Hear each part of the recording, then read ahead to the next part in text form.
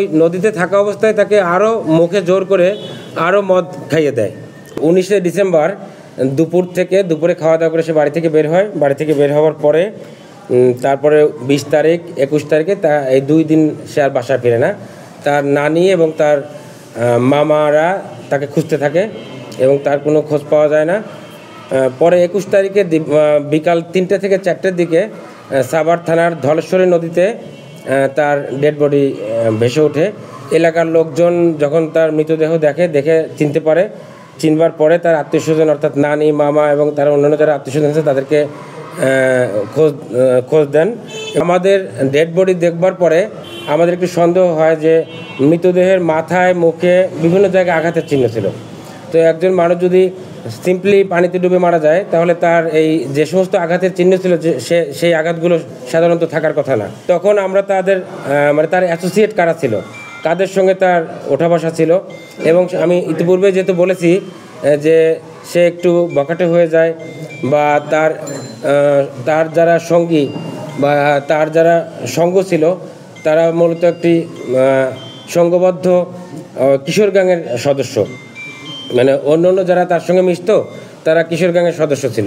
ঘটনার দিন সে কার সঙ্গে বের হয়েছে, কখন বের হয়েছে, এবং আমরা ডিজিটালিও তার তথ্য সংগ্রহ করতে থাকি, তার সঙ্গে সর্বশেষ কার কথোপকথন হয়।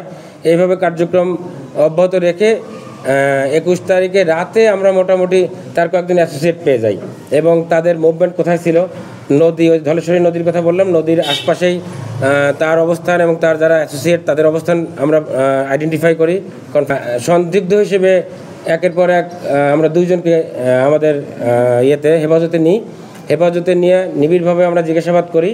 জিজ্ঞাসাবাদের একটি পর্যায়ে তারা আমাদের কাছে স্বীকার করে যে হ্যাঁ, তাকে আমরা সঙ্গে করে নিয়ে নৌকায় উঠি, অর্থাৎ রুদ্র, আমাদের ভিকটিম রুদ্রকে সঙ্গে নিয়ে রবিউল ওরফে হৃদয় এবং ফয়সাল আহমেদ, এই 2 জন এবং তাদের সঙ্গে আরও 3-4 জন ছিল, এই 4-5 জন মিলে তাকে মাদক সেবনের প্রলোভন দেখিয়ে নৌকায় উঠিয়ে তারা নৌকা ভ্রমণ করবে, আড্ডা দেবে, আনন্দ ফুর্তি করবে, এই ধরনের একটা প্রলোভন দেখিয়ে তারা নৌকা উঠিয়ে তাকে প্রচুর পরিমাণে, আমরা যেটা বলে থাকি বাংলা মদ, তাকে প্রচুর পরিমাণে মদ খাওয়ানো হয় এবং মদ খেতে খেতে ডান্স করতে করতে একটি সময় সে নৌকা থেকে পড়ে যায়।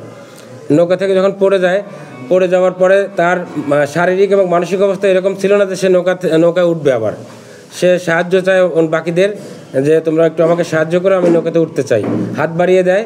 কিন্তু তার অ্যাসোসিয়েট যারা ছিলেন তাদের একটি পূর্ব পরিকল্পনা ছিল, কারণ তার সঙ্গে মাদকের একটি টাকার লেনদেনের একটি কনফ্লিক্ট ছিল, মাদক সেবন করেছে, মাদক ক্রয় করেছে কিন্তু টাকা পরিশোধ করতে পারেনি।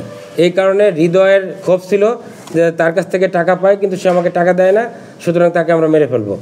মদ খাইয়ে ইন্টেনশনালি তাকে বেশি পরিমাণ মদ খাইয়ে তাকে নদীতে সে পড়ে যায় এবং পড়বার পরে যখন সে সাহায্য চায় যে আমাকে উঠান, না উঠিয়ে বরং ওই যে নৌকা চালানোর যে বৈঠা আছে, বৈঠা দিয়ে তার মাথায়, মুখে, শরীরে বিভিন্ন জায়গায় আঘাত করে এবং ওই নদীতে থাকা অবস্থায় তাকে আরও মুখে জোর করে আরও মদ খাইয়ে দেয়। মদ খাওয়ানোর পরে একটি সময় তাকে বৈঠা দিয়ে পানির মধ্যে তলিয়ে দেয় বা ধাক্কা দিয়ে পানিতে ফেলে তারা নৌকা নিয়ে তাদের মতো চলে আসে। বিদেশ থেকে প্রিয়জনকে উপহার পাঠান প্রবাসী শপের মাধ্যমে। যোগাযোগ করুন স্ক্রিনে দেওয়া নম্বরে।